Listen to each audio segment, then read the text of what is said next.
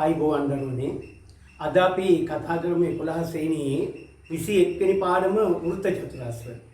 පුතේ මේ පාඩම ඉවරුනාට පස්සේ අනිත් පාඩම් හතර අපි තාම කෙටියෙන් මතක් කරලා අපි දැන් විභාගේ තියෙන දිනේ දන්න නිසා අපි එන දවස්වල පුළුවන් තරම් ඉක්මනින් පුතේ මේ ප්‍රශ්න පත්‍ර 10 සාකච්ඡා කරමු. මම ඔයාලට කිව්වා කලින්ම ප්‍රශ්න පත්‍ර 10ක් ගණිතය 1 ගණිතය 2 ඉලක්ක කරපු ආදර්ශ වුණු ප්‍රශ්න පත්‍ර 10ක් ඔයාලා එක්ක කතා කරනවා. ඒක කතා කරනකොට පුතේ ඔයාලගේ ගණිත දැනුම සාමාන්‍ය දුරට වර්ධනය වෙනවා. ඒ වගේම මේ පාඩමත් බලලා පුතේ ඔයාලා පුළුවන් නම් මට subscribe කරන්න. එතකොට ඒ අතරම බෙල් සලකුණ ක්ලික් කරන්න. එතකොට ඔයාලට පුළුවන් මගේ වීඩියෝ ටික ඔක්කොම බලලා ඔයාලට සූදානම් වෙන්න ගණිතයේ ප්‍රශ්න පත්‍රයකට. ඒ නිසා මම අද පටන් ගන්න පුතේ 21 වෙනි පාඩම වෘත්ත චතුරස්‍රය. හරි. වෘත්ත චතුරස්‍රයක් කියන්නේ මොකක්ද කියලා බලමු පුතේ. වෘත්තයක් මත ශීර්ෂ හතරම පිහිටන චතුරස්‍රය අපි වෘත්ත චතුරස්‍රයක් කියලා කියනවා. දැන් මෙහෙම වෘත්තයක් ගත්තාම ඒ වෘත්තය මත ශීර්ෂ හතරම පිහිටන්න ඕන පුතේ. මෙන්න මේකට තමයි පුතේ වෘත්ත චතුරස්‍රයක් කියලා කියන්නේ. ඔය තියෙන වෘත්ත චතුරස්‍රය. දැන් වෘත්තේ මත කිව්වම මේ ඇතුලේ තියෙන්න බෑ පුතේ. ඒ වගේම එළියේ තියෙන්නත් බෑ.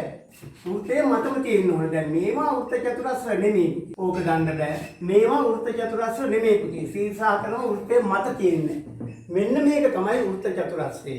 පුතේ මේක පිළිබඳ ප්‍රමේය කීපයක් අපිට තියෙනවා. වෘත්තය පිළිබඳ ප්‍රමේය 14ක් හෝ 15ක් වගේ කොටසක් තියෙනවා. සමහර ඒවා අපි කතා කරන්නේ නැති කොටස් තියෙනවා පුතේ.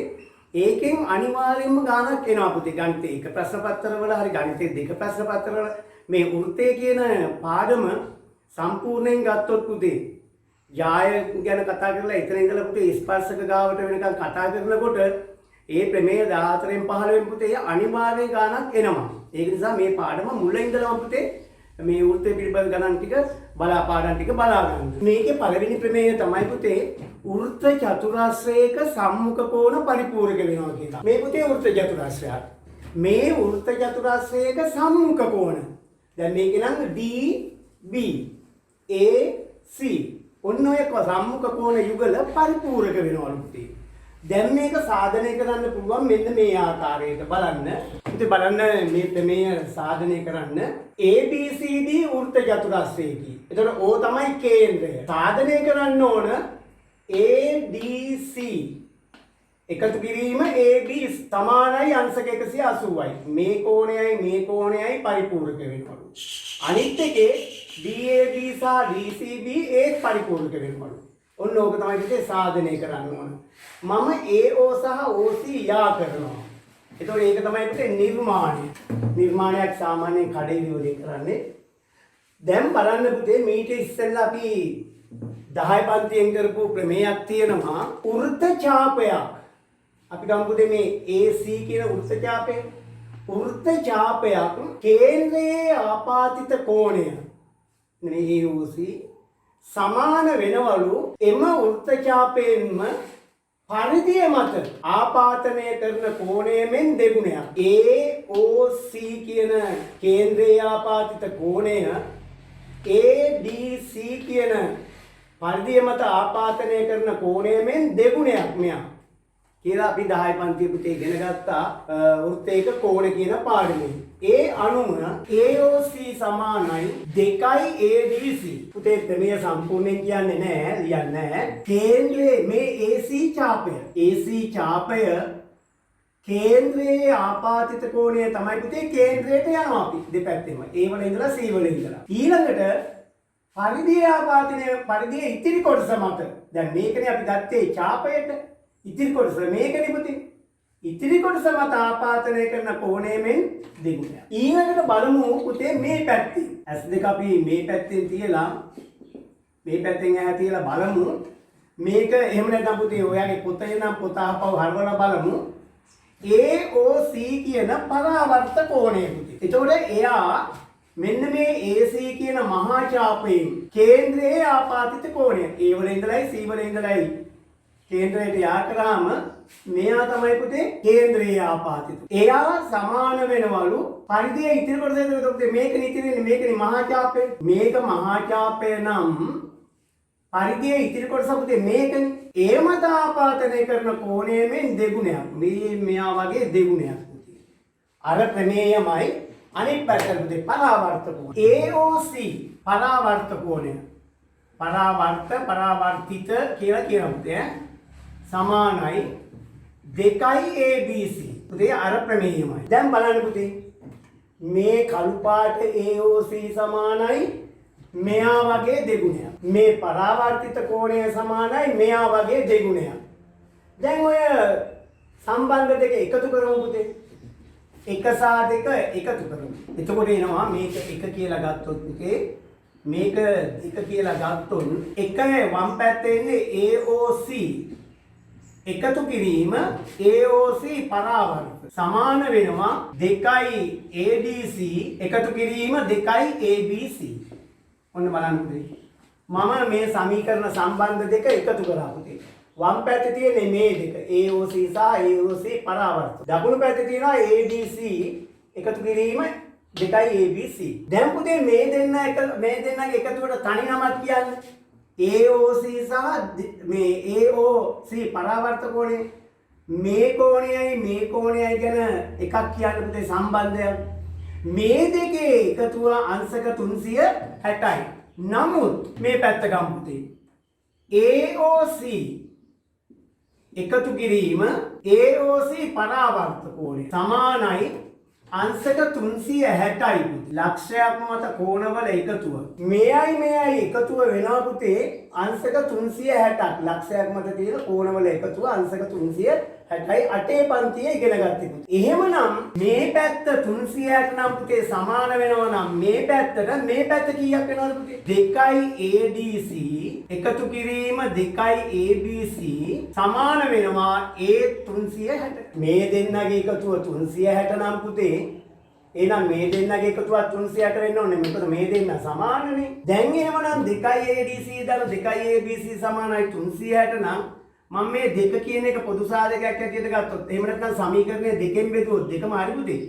සමීකරණයම දෙකෙන් බෙදුවොත් එම නිසා ADC එකතු කිරීම ABC සමානයි අංශක 180යි. මෙන්න මේක තමයි ඔප්පු කරන්න කියන්නේ පුතේ. ADC එකතු කිරීම ABC සමානයි අංශක 180යි. මේ කෝණයයි 180යි. ඒ වගේම පුතේ මේ DO සහ BO යා කිරීමෙන් මේකයි අතර සම්බන්ධයකුත් ගන්න පුළුවන් මේ වගේම. ඒක ලියන්නේ නැහැ පුතේ. ඒක ඔප්පු කරන්න අවශ්‍ය නැහැ. එක තනි වචනයක් තියෙනවා. එපරිද්දෙන්ම AO සහ CO යා කිරීමෙන් අපිට කියන්න පුළුවන් පුතේ DAB එකතු කිරීම DCB සමානයි අංශක 180යි. ඔන්න ඔය විදියට අපිට ගානක් හැටියට පුතේ මේ ගොඩක් වෙලාවට පුතේ මේ ප්‍රමේයන් ගානක් හැටියට දෙනවා පුතේ මේ හිස් තැන් එහෙම තියලා. ඒතකොට පුතේ මේක හොඳට මතක තියාගන්න. හොඳයි. අපි ඒකෙන් පොඩ්ඩක් උදාහරණ කීපයක් කරමු පුතේ. මෙතන ගණිතයේ එක ප්‍රශ්න පත්‍රවල එනවා පුතේ මෙන්න මේ වගේ ගණනය කිරීම. මේක යනවා x සහ y වල අගය. මේකේ x සහ y වල අගය, මේකේ x සහ y වල අගය. එතකොට පුතේ මම මේ සරල අවස්ථාවේ ඉඳලා ටික සංකීර්ණ අවස්ථාවකට ආවේ ලකුණු දෙකක්. මෙතන නම් ගැටලුවක් නෑ වගේ පේනවා. වෘත්ත චතුරස්‍රයක සම්මුඛ කෝණ පරිපූර්ණක නම් පුතේ මෙන්න මේ දෙන්නගේ එකතුව 180යි. වෘත්ත චතුරස්‍රයක සම්මුඛ කෝණ පරිපූර්ණක වෙනවා නම් පුතේ මේ කෝණයයි මේ කොටේ එකතුව පුතේ අංශක 180යි. x එකතු කිරීම 5x සමානයි 180යි. x එකතු කිරීම 5x කියන්නේ 6x 180යි. එහෙනම් x සමානයි අංශක 30යි. මෙතනත් එමය. මේ දෙන්න වෘත්ත චතුරස්‍රයේ සම්මුඛ කෝණ. 2y ධන y සමානයි 180යි. 3y සමානයි 180යි. y සමානයි අංශක 60. මේක සරල අවස්ථාවක්. ගණිතයේ එක ප්‍රශ්න පත්‍රවල අනිවාර්යෙන් එනවා පුතේ ජ්‍යාමිතියෙන් ගණන් 7ක් 8ක්. ඒවැය පුතේ අනිවාර්යෙන් මේ වගේ ගණන් එන්න පුළුවන්. මේකෙත් ගැටලුවක් නෑ පුතේ.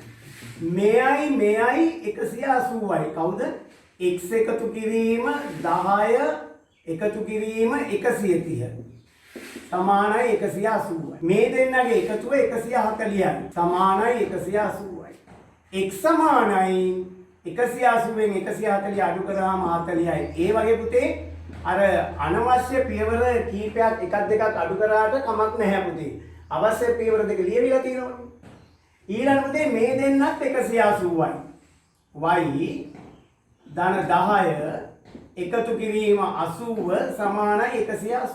y ධන 90 සමානයි 180. y සමානයි 90ක් අඩු කරාම අංශක 90. අපි බලමු පුතේ මේ ගාන.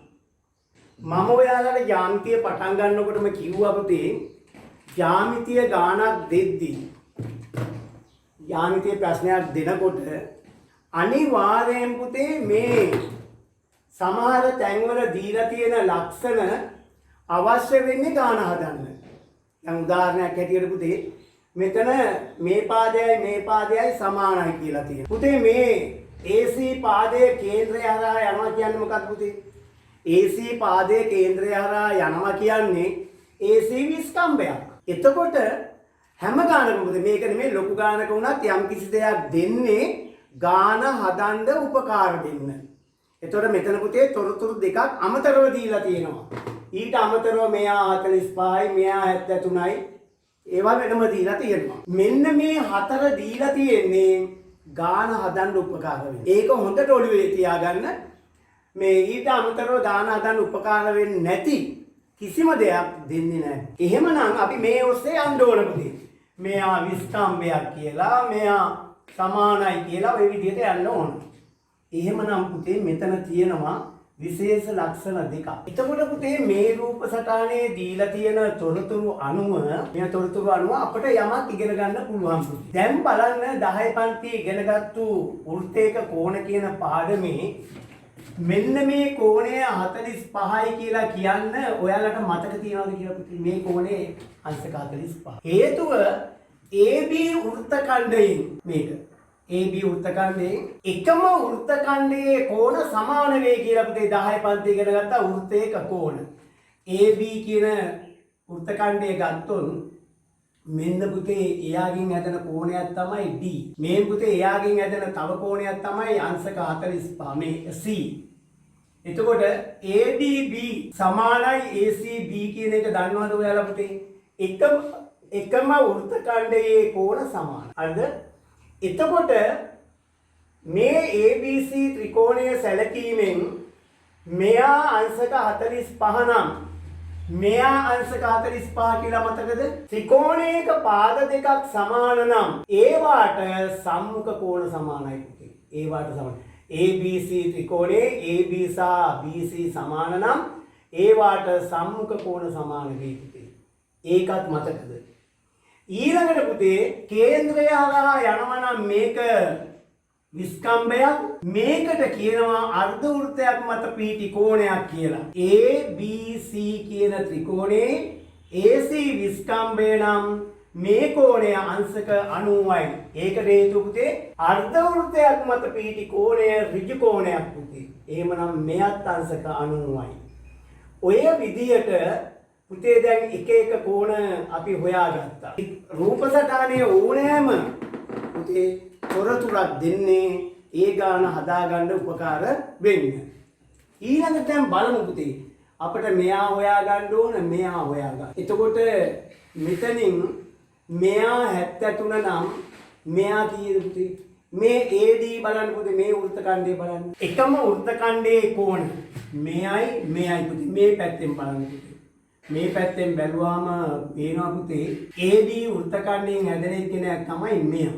ඒ වගේම පුතේ මෙයත් AD වෘත්තඛණ්ඩයෙන් හැදෙන කෝණයක්. එහෙනම් x සමානයි අංශක 73යි කියලා අපට නිකම්ම පේනවා. ඊළඟට තව බලන්න පුතේ මේ පැත්තෙන් බලන්න. ඔය පැත්තෙන් බලන්න DC වෘත්තඛණ්ඩයෙන් මේ වෘත්තඛණ්ඩයෙන් හැදෙන කෝණයක් තමයි y DC උනේ. ඊට පස්සේ මෙයා DBC. එහෙමනම් පුතේ ඒ දෙන්න සමානයි. එකම වෘත්තඛණ්ඩයෙන් හැදෙන කෝණ මෙතන පුතේ දැම්මා අපි එකම වෘත්තඛණ්ඩයේ හැදෙන කෝණ. එතකොට පුතේ DAC ඉස්සර අපි මෙයා බලමු පුතේ. DBC කෝණය වෙන්නේ පුතේ අංශක 90න් අංශක 73ක් අඩු කරන්න ඕන පුතේ. මේ දෙකම 90 වනේ පුතේ. මෙයා 73 නම් 10න් 3ක් 7යි 8න් 7ක් එකයි. අංශක 17යි. නමුත් DAC කෝණය සමානයි DBC කෝණය. ඒකට පුතේ හේතුව එකම වෘත්තඛණ්ඩයේ කෝණ. එහෙනම් පුතේ මේ දෙන්න සමානයි. මෙයයි සමානයි. දැන් මෙයා අපි හොයාගත්තා 17යි. එම නිසා DBC කෝණය DAC කෝණය දැන් අපි අහන්නේ DAC කෝණය සමානයි මේ දෙන්න සමාන නිසා අංශක 17. හැම වෙලාවෙම පුතේ වෘත්තේ මේ ඥානිතේ ගානක් දෙන්නේ පුතේ ගානක් හදන්න උපකාර වෙන්න. හරි. ඊළඟට බලමු අපි වෘත්ත චතුරස්‍රයක තියෙන තව සම්බන්ධයක්. පුතේ අර ප්‍රමේය ගත්තාම මේකේ අනිත් පැත්ත. සම්මුඛ කෝණ පරිපූර්ණක වේ නම් චතුරස්‍රයක එම චතුරස්‍රයේ ශීර්ෂ වෘත්තයක් මත පිහිටනවා. හරිනේ. ඉස්සෙල්ලා කියනවා වෘත්ත චතුරස්‍රයක සම්මුඛ කෝණ පරිපූර්ණක වේ කියලා. දැන් කියනවා ඒකේ අනිත් පැත්ත චතුරස්‍රයක සම්මුඛ කෝණ පරිපූර්ණක නම් එම චතුරස්‍රයේ ශීර්ෂ වෘත්තයක් මත පිහිටනවා කියලා. ඒ කියන්නේ මේ දෙන්නගේ එකතුව 180 වෙනවා නම් ADC එකතු කිරීම ABC සමානයි 180 නම් පුතේ. එතකොට ඉතින් ඉතිරි දෙන්න 180 වෙනවනේ 360නේ. හරි. දැන් මේ දෙන්නගේ එකතුව 180 වෙනවා නම් මේ චතුරස්‍රයේ ශීර්ෂ හතරම කොහෙද පිහිටන්න ඕනද? වෘත්තයක්. ඕක ඉතින් පුතේ ප්‍රමේය විලෝමය වගේ අපිට ගන්න පුළුවන්. මේ විදිහට ඔන්නෝම ගන්න පුළුවන් පුතේ. ඒක මේ ප්‍රමේය විලෝමය හැටියට දෙවෙනි ප්‍රමේය ගන්න පුළුවන්. ඊළඟ පුතේ තුන්වෙනි ප්‍රමේය බලමු. වෘත්ත චතුරස්‍රයක පාදයක් දික් කිරීමෙන් සෑදෙන බාහිර කෝණය අභ්‍යන්තර සම්මුඛ කෝණයට සමාන වේ. ඉතින් බලන්න මෙන්න වෘත්ත චතුරස්‍රය අපි. මේ වෘත්ත චතුරස්‍රයේ ABCD වල පාදයක් දික් කරාම AB පාදේ E දක්වා දික් කරා. එතකොට එතන හැදෙනවනේ පුතේ බාහිර කෝණයක්. මෙන්න බාහිර කෝණය. මේ බාහිර කෝණය ඇතුලේ තියෙන අභ්‍යන්තර සම්මුඛ කෝණයට සමානයි. මෙන්න මේක තමයි කියන්නේ. එහෙමනම් CBE කෝණය සමානයි ABC කෝණයට. මේක තමයි පුතේ ඊළඟ ප්‍රමේය. ඉතින් මේකෙදි පුතේ එච්චර ගැටලුවක් නැහැ. මේක සාධනය කරන්නත් හරිම ලේසියි.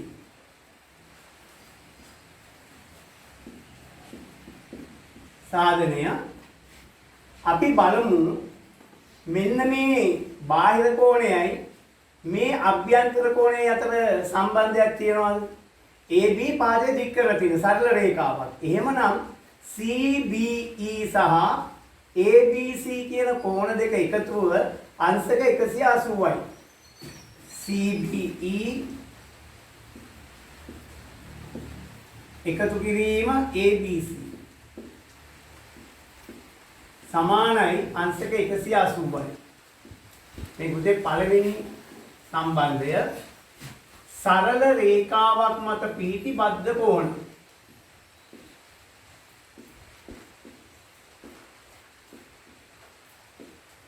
මම කෙටියෙන් කියන්නම් සරල රේඛාවක් මත පිහිටි බද්ධ කෝණ. මේ දෙන්නගේ එකතුව 180යි. පුතේ මේ දෙන්නගේ එකතුව කීයද? දැන් කියනවා ADC එකතු කිරීම ABC කීයද? ADC එකතු කිරීම ABC සමානයි අංශක 180යි. මේක දෙවෙනිම එක. ඇයි පුතේ? ADC එකතු කිරීම ABC කියන්නේ මොකද්ද? වෘත්ත චතුරස්‍රයේ සම්මුඛ කෝණ. එතනට අපි දාමු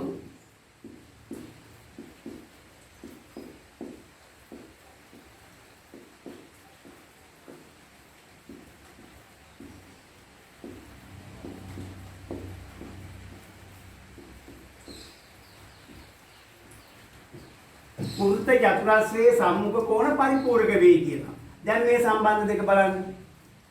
CBE එකතු කිරීම ABC සමානයි 180යි. ADC එකතු කිරීම ABC සමානයි 180යි.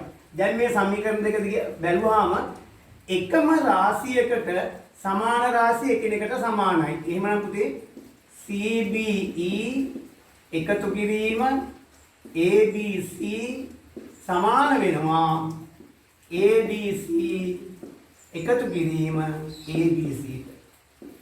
ඔන්න සම්බන්ධය ප්‍රත්‍යක්ෂ. එකම රාශියකට සමාන රාශි එකිනෙකට සමාන ප්‍රත්‍යංශ. එහෙමනම් පුතේ මොකද කරන්න ඕන? මන් දෙපැත්තෙන්ම ABC අයින් කරා. අයින් කරාම ඉතිරි වෙනවා. එම නිසා CBE සමානයි ADC. කවුද පුතේ? CBE කියන්නේ බාහිර කෝණය. ADC කියන්නේ අභ්‍යන්තර සම්මුඛ කෝණය. මෙහා බාහිර කෝණය, මෙහා අභ්‍යන්තර කෝණය. සම්මුඛ කෝණය. එහෙනම් පුතේ මේ දෙන්න සමානයි. ඔය විදිහට අපිට පුතේ එක එක ආකාර වලින් මේ ප්‍රමේය එනවා. වෘත්ත චතුරස්‍රය පිළිබඳව නම් පුතේ ප්‍රමේය මතක තියාගන්න ඕන. ගණනය කරන්න පුළුවන් 10 පන්තියේ වෘත්තයක කෝණ කියන එකයි 11 පන්තියේ මේ ටිකයි මේ අපිට ඊටම වැදගත් වෙනවා. හරි එහෙමනම් අපි බලමු. මේ කේන්ද්‍රය මේක වෘත්ත චතුරස්‍රය. මෙන්න මෙයා නම් වෘත්ත චතුරස්‍රය. වෘත්ත චතුරස්‍රයක පාදයක් දික් කිරීමෙන් සෑදෙන බාහිර කෝණය අභ්‍යන්තර සම්මුඛ කෝණයට සමානයි. එහෙනම් පුතේ කෙලින්ම එනවා y සමානයි අංශක 30යි. වෘත්ත චතුරස්‍රය දැන් මේක අමතක කරන්න පුතේ. ඒක දැන් අතර ඉවරයිනේ. x හොයාගෙන ඉවරයිනේ. දැන් මේක බලන්න. වෘත්ත චතුරස්‍රයක පාදයක් දික් කිරීමෙන් සෑදෙන බාහිර කෝණය අභ්‍යන්තර සම්මුඛ කෝණයට සමානයි. එහෙනම් පුතේ y සමානයි අංශක 30යි. ඊළඟ ගාන බලන්න පුතේ. ඊළඟ ගානේ කියනවා පුතේ PQR කියන කෝණ තුනම හොයන්න. ඒ ත්‍රිකෝණයේ කෝණ තුනම හොයන්න. හැබැයි කේන්ද්‍රය මෙතන දීලා තියෙන්නේ මොනවද පුතේ? මෙන්න මෙයා 130යි. මෙයා 70යි. තොරතුරු 2යි. මේ පාද දෙක සමාන. පුතේ තොරතුරු 3ක් දීලා තියෙනවා. මෙයා 130 බවත්, මෙයා 70 බවත්, මේ පාද දෙක සමාන බවත්. ඕවෙන් අපිට ගන්න පුළුවන් පුතේ මේවා ඔක්කොම විස්තර. මේ තොරතුරු තුන සම්බන්ධ කරගෙන අපිට ඕනෑම තොරතුරක් ලබා ගන්න පුළුවන් පුතේ. මෙයා 130යි ශීර්ෂ කෝණය. මේ පාද දෙක සමානයි. එහෙනම් පුතේ මේ කෝණ දෙක සමානයි. 180න් මෙයාට 130ක්ම දුන්නාම තව ඉතිරි වෙනවා 50ක්. ඒ 50 අපි මේ දෙන්නට බෙදලා දෙමු පුතේ 25. මෙයා 25යි, මෙයා 25යි. ඔන්න ඔක තමයි. දැන් බලමු පුතේ PQR තුනම හොයාගන්න පුළුවන් ක්‍රමයක් තියෙනවද කියලා. අපිට පේනවා වෘත්ත චතුරස්‍ර තියෙනවා, ත්‍රිකෝණ තියෙනවා, පාදයක් දික් කිරීමේ සෑදෙන බාහිර කෝණ තියෙනවා. ඔය ටික ඔක්කොම එකව කරලා බලමු පුතේ තව ගන්න පුළුවන් සම්බන්ධ මොනවද කියලා. මෙයා 70 නම් මෙයා 110යි. සරල රේඛාවක් මත පිහිටි බද්ධ කෝණ. මෙයා 110යි. එතනින් පටන් ගමු පුතේ. මෙයා 110 නම් මෙයා කීය? මේ වෘත්ත චතුරස්‍රය බලන්න. මේ වෘත්ත චතුරස්‍රය බැලුවොත් සම්මුඛ කෝණ පරිපූර්ණකලේ. එහෙනම් පුතේ අපට ගන්න පුළුවන් කෙලින්ම Q සමානයි 180න් 110ක් අඩු කරනවා Q සමානයි අංශක 70යි කියලා පුතේ. ඔන්න එකක් අපි කෙලින්ම ගත්ත පුතේ Q සමානයි අංශක 70. ඒ ඊළඟට මේ වෘත්ත චතුරස්‍රය ගන්නකො මෙහෙම මේ වෘත්ත චතුරස්‍රයේ මේ දෙන්නට කියන නමක් කියන්නකො. මෙහෙම වෘත්ත චතුරස්‍රය ගත්තා නම් මෙයාටයි කියන්න පුළුවන් පුතේ සම්මුඛ කෝණ කියලා. එහෙනම් R සමානයි එනවා 180න් 130ක් අඩු කරා. R සමානයි වෙනවා පුතේ අංශක 50. හරිද? අංශක 50 කියලා. ඉතින් පුතේ Q දන්නව නම් R දන්නව නම් P ගන්න පුළුවන් පුතේ මෙතනින් කෙලින්ම අරව මුකුත් ඕනේ නැතුව පුතේ. කෙලින්ම ඕනේ නැතුව ත්‍රිකෝණයේ කෝණ 3 180යි කියලා ගන්න පුළුවන් පුතේ. මෙයක් දන්නව නම් මෙයා ගන්න පුළුවන්. තවත් ක්‍රම තියෙනවා පුතේ ගණනාවක්. ඊට වඩා ලේසිම ක්‍රමය තමයි මේක. P ධන Q ධන R සමානයි 180යි ත්‍රිකෝණයක කෝණ. ඊළඟට බලන්න පුතේ P ධන Q 70යි R 50යි සමානයි 180. P සමානයි 180යි වින මේ දෙන්නගේ එකතු පුතේ 120යි. P සමානයි අංශක 60. ඔය විදිහට ගන්නවා. තවත් ඉතින් පුතේ ගන්න ක්‍රම ගොඩක් තියෙනවා. ඊට වඩා අපි ලේසිම ක්‍රමය තමයි පුතේ ගන්න. හරි. තව ගානක් ගමු. බලන්න. ABC සමපාද ත්‍රිකෝණයකි. RC ලක්ෂවලට සමතුලින් පිහිටි ලක්ෂයේ පතය මත D ලක්ෂයේ පිහිටා ඇත්තේ CBD අංශක 30 වන සේන් D සහ BC ට දෙපස පිහිටන පරිදි. ඒවා හොඳට කියවලා බලන්න. රෝම ඉලක්කම් 1 DAC ගණනය කරන්න. රෝම ඉලක්කම් 2 ABDC වෘත්ත චතුරස්‍රයක් බව සාධනය කර AD එහි විස්කම්භයේ බවද සාධනය කරන්න. ඒක තමයි ගාන. ඒතකොට මේ ගාන බැලුවාම පුතේ ඊටාම සංකීර්ණයි. අපි ඉස්සෙල්ලාම රූප සටහන ඇඳලා බලමු. හරි. බලන්න පුතේ එතකොට මේකේ කියනවා ABC සමපාද ත්‍රිකෝණයක්ලු. ඒ තොරතුරෙන් මට ඕන කරන දේවල් දැනගත්තා. මේ පාදයයි මේ පාදයයි මේ පාදයයි තුනම සමානයි. එතකොට මෙතන මේ ගන්නේ මේ පාද දෙක මේ පාදයයි මේ පාද තුනම සමාන නිසා අපි ගන්නවා පුතේ මේ පාදයේ අංශක 30යි කියලා දීලා තියෙනවා. ඒකත් ගන්නවා තොරතුරට. ඉස්සෙල්ලම අහනවා රෝම ඉලක්කම් 1න් DAC ගණනය කරන්න. හොඳයි ඉස්සෙල්ලම කියන්නකෝ ඒ කෝණේ කීයක් වේද කියලා. DAC මේ කෝණේ කීයක් වේද? අංශක 30යි. කොහොමද අංශක 30 බව දන්නේ? මෙයා පුතේ සමපාද ත්‍රිකෝණයක් නම් මේක 60යි. එතකොට මේකේ මේ දුරයි සමාන වෙන්න අඳිනවා නම් පුතේ මේක අඳින්න ඕන මේ ලම්බ සමච්ඡේදකයක් නෙමෙයි ඇඳලා තියෙන්නේ. එහෙනම් පුතේ මේකේ ලම්බ සමච්ඡේදකයක් නම් මේ කෝණය සමච්ඡේදනය වෙනවා. එහෙනම් පුතේ DAC කෝණය සමානයි අංශක 30යි. එතකොට දැන් අපි ඉස්සෙල්ලම කිව්වා පුතේ මේ D ලක්ෂයේ පිහිටලා තියෙන්නේ B'ටයි C'ටයි සමදුරින් කියලා. එතකොට පුතේ මෙයාටයි මේකට සමදුරින් වෙන ලක්ෂයේ පතේ මොකද්ද? B සහ C ලක්ෂ දෙකට සමදුරින් පිහිටි ලක්ෂයේ පතය වෙන්නේ පුතේ BC පාදයේ ලම්බ සමච්ඡේදකය. එහෙනම් මෙයා ලම්බ සමච්ඡේදකය නම් පුතේ මේක සමපාද ත්‍රිකෝණයක් නම් මේ ලම්බ සමච්ඡේදකය යන්නේ හරියටම පුතේ A ශීර්ෂය හරහා. ඊට පස්සේ දැන් එහෙමනම් D ලක්ෂයේ පිහිටන්නේ කොහොමද පුතේ? DBC අංශක 30ක් වන පරිදි ඊළඟට D සහ A ලක්ෂ දෙක පිහිටන්නේ BC පාදයෙන් දෙපැත්තේ. එහෙනම් මේ නෙමෙයි පුතේ. මේ ලම්බ සමච්ඡේදකයේ මත ඕනම ලක්ෂයක පිහිටියෙන් පුතේ B හා C වලට සමදුරින්. ඒ වුණාට A වලයි D වලයි තියෙන්නේ BC පාදයේ දෙපස. එහෙනම් D ලක්ෂයේ මෙහෙ කොහෙද තියෙන්නේ? මෙතනක් අපිට ගන්න පුළුවන් අංශක 30 දාලා මෙතනට ඔහොම. නෑලු. BC පාදයේ දෙපස තමයි A සහ D ලක්ෂ දෙක පිහිටන්නේ. ඔන්න හරි එකක්. එහෙනම් පුතේ මේක අංශක 30යි. ඊළඟට කියනවා ABDC වෘත්ත චතුරස්‍රයක් බව සාධනය කර AD ඒකේ විස්කම්භයේ බවද සාධනය කරනවා. මේක පුතේ මේක වෘත්ත චතුරස්‍රයක් කියලා ABDC වෘත්ත චතුරස්‍රයක් කියලා ඔප්පු කරලා වෘත්ත චතුරස්‍රයක් කියලා ඔප්පු කරන්න කියලා කියනවා පළවෙනි එක. ඒක ඉස්සෙල්ලම බලමුකෝ. කොහොමද පුතේ මේක වෘත්ත චතුරස්‍රයක් කියලා ඔප්පු කරන්නේ? දැන් මේක 30යි. දැන් කියන්නේ වෘත්ත චතුරස්‍රයක් කියලා. එහෙමනම් තේ ක්‍රම කීපයක්ම තියෙනවා. මෙතන මෙයා 30 නම් මෙයා 30 නම් බලන්න පුතේ මේ DC වෘත්ත ඡාපයෙන් පිහිටන මේ එකම වෘත්ත ඛණ්ඩයේ කොන DC වෘත්ත චතුරස්‍රය මේ DC වෘත්ත ඡාපයක් ගත්තොත් DBC මෙයා DAC මෙයා එහෙනම් පුතේ එකම වෘත්ත ඛණ්ඩයේ කොන සමාන වෙනවා නම් මේක වෘත්ත චතුරස්‍රයක් කියලා ඔප්පු කරගන්නත් පුළුවන්. එහෙම නැත්නම් පුතේ වෘත්ත චතුරස්‍රයක් කියලා ඔප්පු කරන්න මේ ගානේ හැටියට ඕන තරම් තියෙනවා පුතේ අංශක 180ක් කියන්න. දැන් ඔයාලා දන්නවනේ පුතේ සමපාද ත්‍රිකෝණයක් කියවනම් මේක අංශක 60යි කියලා. මේකත් අංශක 60යි කියලා. එතකොට පුතේ මේ දුරයි සමානයි. මේක අංශක 30යි කියලා පුතේ. මේ පාද දෙක සමාන නම් මේ කෝණ දෙක සමානයිනේ පුතේ. දැන් කියන්නකෝ මේ කෝණයේ එකතුව කීයද කියලා. මේ B කෝණයේ සම්පූර්ණ එකතුව 90යි. C කෝණයේ සම්පූර්ණ එකතුව 90යි. එහෙනම් ඒක මොකද්ද පුතේ? සම්මුඛ කෝණ පරිපූර්ණක නම් මේක මොකද්ද පුතේ? ABDC වෘත්ත චතුරස්‍රය. පුතේ එක ගානක් ගත්තාම ඕනම ක්‍රමයකින් මේක හදන්න පුළුවන් පුතේ අපට පේනවා.